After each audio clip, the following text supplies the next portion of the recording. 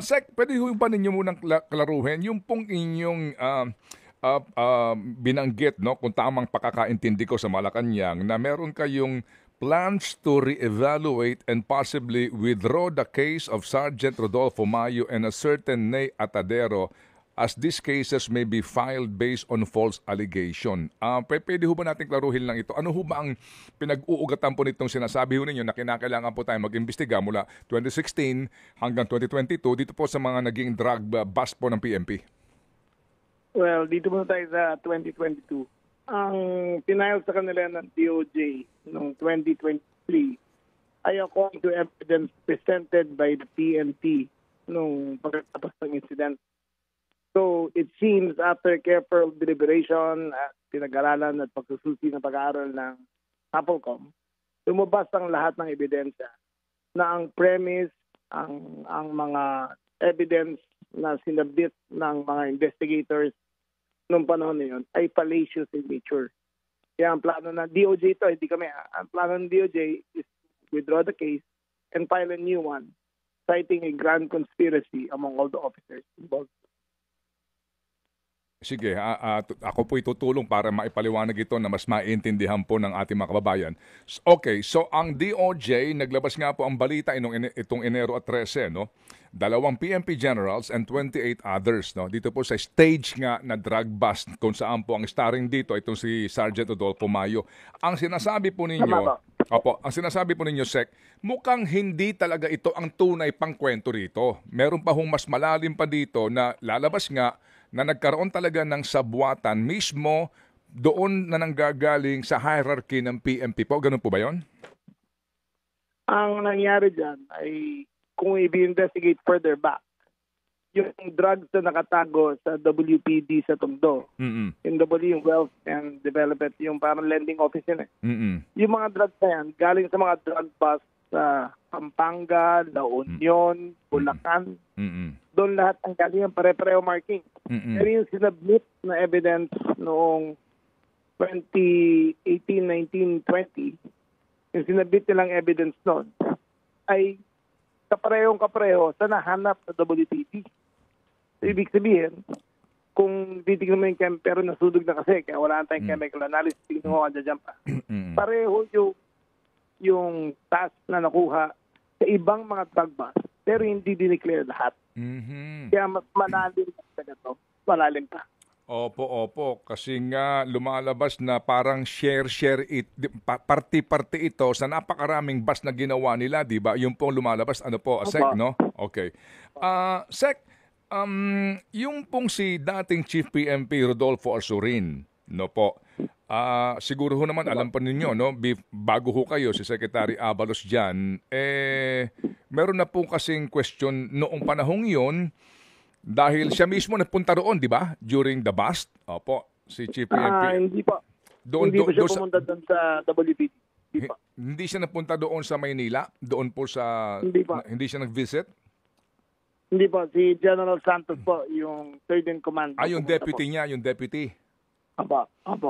Okay. Sige. I stand corrected. So, dito po ba sa sinasabi ninyo na re-investigation, re-evaluation, meron ho bang maaari din pong mga pag-iimbestiga na mangyayari doon po sa dating Chief PNP? Opo, kasi lumalabas po, number one, the testimony ni General Domingo na yung order to cover up came straight and approved ni Chief PNP. Una po yun. Pangalawa po, may text na pinakita, exchange si General Villanueva, si Wilkins Villanueva, head ng PIDEA, na ina-urge si General Azurin na ayusin na yan, na ipalabas mo ang katotohanan. So, very clear na in full knowledge si General Azurin na nangyari nung lugot taon na yun. At it is very clear na pagkatapos nun, ang order to cover up ay nanggaling sa kanya. So, hango sa lahat ng ebidensya at testimonya maging ni General Wilkins, no? Opo, at yung pong mga mas mababa dito kay Chief PNP Azurin, nagsasabi na hindi mangyayari ang cover-up na ito kung hindi siya pumayag. Tama po. Ayun po ang naging instruction dumating po si General Santos. Sabi niya, ayusin niyo na yan. Meron ng instructions kay Chief PNP. Tapos umalis na si General Santos po. Opo. So, Secretary, paano po ito? Kasi nga ang DOJ nag-anunsyo nung filing nga of charges against 30 policemen and 2 PNP generals. 28 na police at 2 general po ng PNP. Ano po ito? Pawi-withdraw ninyo muna yung kaso at tapos maghahain ng panibago pong kaso? Siguro DOJ makakasagot yan. Kasi kami ang admin lang. Pero it seems parang gano'n na mangyayari. Kasi yung evidence submitted prior, parang fallacious in nature eh. Fallacious in nature. Pero DOJ ang mas makakasagot sa kung anong gagawin nila sa korte. Okay, sige po. Sa ngayon ho ba, sir, sa inyo pong binanggit nga na magkakaroon kayo ng pagsusuri sa mga nagdaan nga pong mga drug cases involving PNP sa kanilang mga operasyon. Paano po ito? Ano po ang inyong kautusan dito po sa pambansang PNP ngayon, sa kasalukuyang hepe ng PNP? Paano po nila gagawin ito? Very cooperative naman sila. Titignan nila yung previous records sa mga drug busts. Titignan nila yung chemical analysis ng mga submitted. Titignan natin yung chemical analysis ng in storage. So titignan natin kung sino yung officers involved sa drug bust nung nakaraan. Kung bakit ang declaration nila ay maliit lang kumpara sa nahanap doon sa WPD. Opo. At meron ba ho kayong itinatakda sa kanila na timetable kung sakasakali po? At sino ho ang mangunguna sa investigasyon? Kasi po ito, kumbaga mga kabaro ang posibleng imbestigahan na naandyan pa. Opo, si General Marbil na po ang bahala dyan. Siya na po nagbubuo ng task force para gawin yan. Okay. Opo. And wala po naman itong timetable, Secretary? Well, bago siya lumabas ng office, which is I think dapat itong Feb pero extend siya hanggang June. So by June dapat tapos yan. Okay. Opo. Sec, dahil po sa pangyayaring ito at inyo nga pong napag-alaman na mga totoong pangyayari dito po sa ginawa nga pong bus na ito sa Maynila, meron na ho ba kayong instruction ngayon? Paano po hahawakan ng PNP, particularly po ng inyong Anti-Drug Enforcement Unit, ang mga drug bus ngayon? Well, siyempre, follow procedure, follow chain of command, follow chain of evidence. Problema ngayon, wala pa tayong bagong PDEA director, so hintayin natin siya para magkaroon ng coordinated meeting kung paano talaga dapat gawin ito. Kasi dati, ang tawag sa English yan, they gamed the system. Ang nangyari dyan, tatago sila, benta sila konti, kuha sila ng tao, papatayin nila, maglalagay sila ng droga, arrest, accomplishment.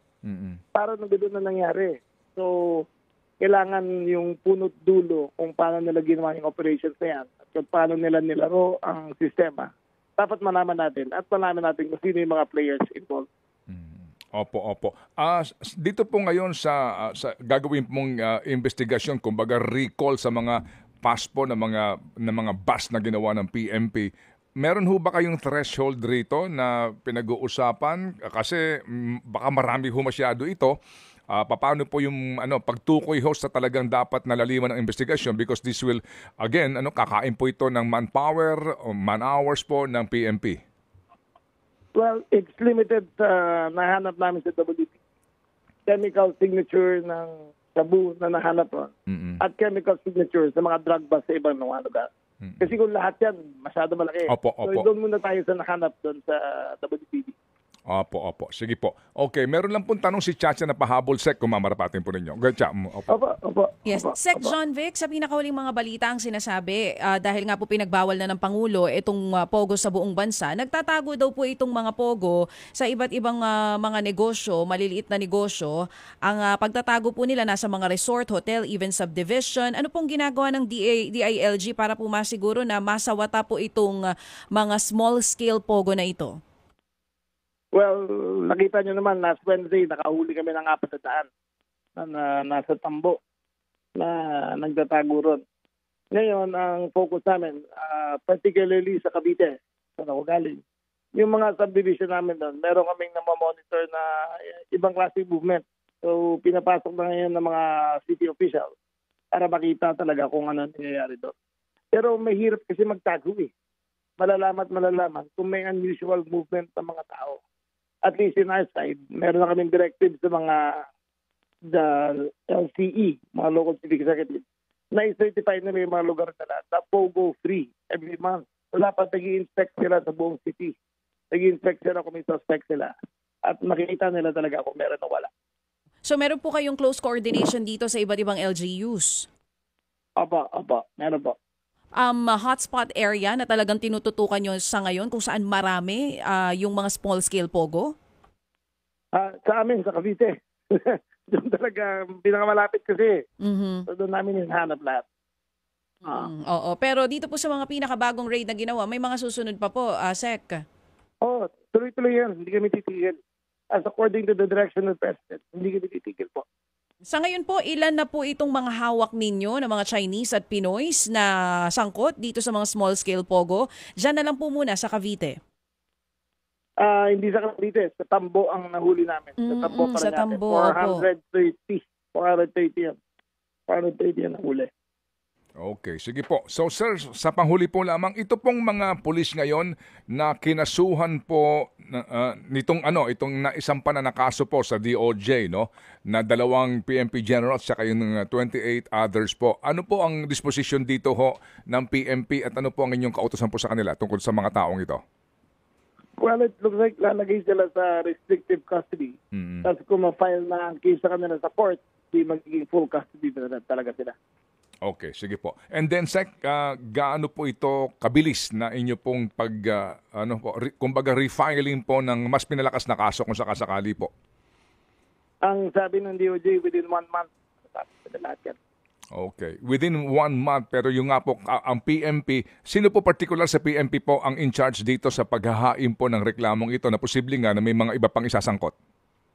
Kami na yan. Napolcom ang nag-hire ng charge ng evidence. DOJ na po ang mag-file ng kaso. Okay, sige po. So kami po yung nakaantabay dito, Sec John Vic, sa inyo pong ginagawang ito para nga po malinis ang hanay ng PNP at mapanagot yung sinasabi ho ninyo ng mga una pa na wala sa serbisyo ngayon pero umano ay involved sa cover-up. Salamat po, Sec John Vic. Salamat po. Salamat po sa lahat. Thank you. Secretary John Vic Remulla po ng DILG.